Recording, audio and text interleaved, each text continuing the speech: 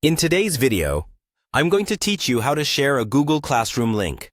This is a simple process that takes only a few moments, but it can make a significant difference in how you manage your online classes. So, let's dive right in and break it down step by step. First off, you'll need to open your Google browser.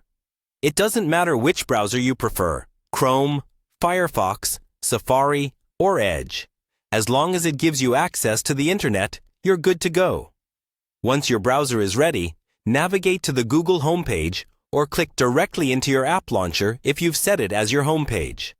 Now, on the Google web page, you'll generally see an icon that resembles a small grid, typically located at the top right corner. This is your app launcher. Clicking on this will reveal a drop-down menu filled with all sorts of apps that Google offers. Scroll down or search through to find Classroom. This is the app that will house all of your classes. Once you've clicked on Classroom, you should see a dashboard displaying all the classes you've set up or are a part of.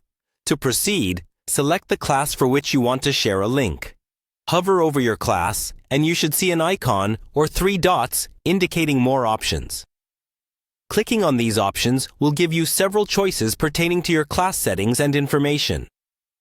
Within this list, you'll find an option that says, Copy Invite Link. By selecting this, Google Classroom will generate a unique link specifically for your class. This link is ready to be shared with anyone you choose to invite, whether they be students or fellow educators. It's a great way to ensure only those you want in your class actually gain access. Next, with that link now copied onto your clipboard, you need to paste it into the platform you prefer for communication. Email is a very reliable choice as it ensures the invite lands directly in the recipient's inbox. Just open your email client, draft a new message, and paste the link directly into the body of the email. Adding a clear subject and a friendly message about what recipients should expect when they use the link can go a long way in ensuring smooth communication. And there you have it, a streamlined method for sharing your Google Classroom link.